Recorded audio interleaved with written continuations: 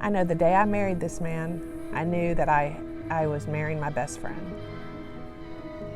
I knew that when things were getting bad, that I was lost and confused and hurt, and I stopped talking to him. And I know that when I said I wanted a divorce, I really thought I was done. I would have thrown away one of the best things that ever happened to me.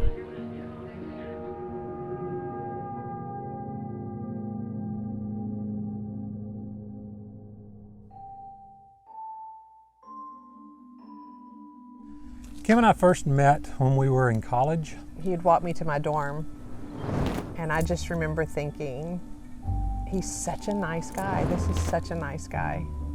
I fell in love with Kim because she just has a beautiful heart. I do remember when the music started and I turned that corner, I knew I was walking toward the right man. It was a total shock when we found out we were pregnant. The fun, I mean, it was just... There's so much joy, they play, everything is more fun. The first time Kim ever said she wanted a divorce was pretty early on. I don't think it was one thing. I think it was things piled on top of things, piled on top of things. And I felt like I had to leave my marriage to find a way to be happy again. I'd get mad. Early on, she would get mad and we'd have a fight and she would say, well, let's just get divorced. I'm done. I'm done. And I didn't take that seriously. In some ways, it wasn't serious. But in other ways, it was indicating that there was something deeper wrong. When I knew that she was really serious about divorce, that was absolutely devastating. I was terrified, and because of that, I did all the wrong things. I redoubled my efforts at being a better me, of who I was, not changing anything, but I was looking at my good points, because I said, you know, I'm a pretty good guy. And the more that I felt like he was trying to manipulate me into staying, the more determined I was to go. Because it seemed too desperate. So at some point I was like, okay, I'm gonna do what I think is right.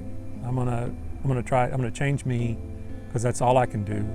And I'm going to look at each situation, rather than saying, well, what would Kim want me to do here? I'm gonna say what I wanna do. He came in and he said, listen, you may not be happy here. I'm not happy here, but if you can't treat me like a human being and you can't be civil to me, then don't let that door hit you on the behind on the way out. I stepped back.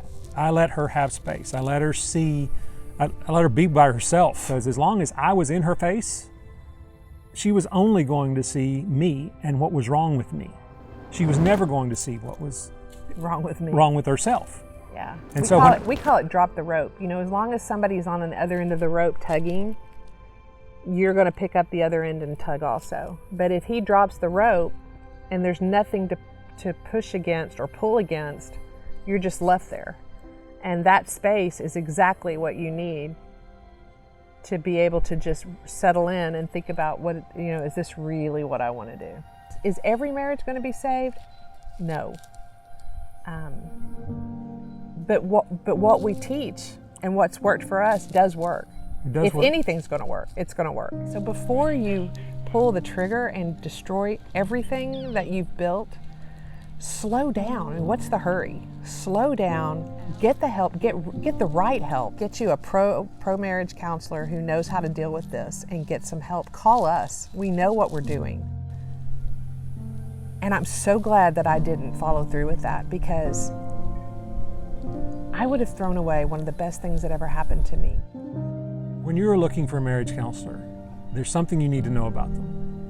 Most marriage counselors can be at best described as marriage neutral. That's not what you expect. When people go to a marriage counselor, they expect that the marriage counselor will fight for their marriage.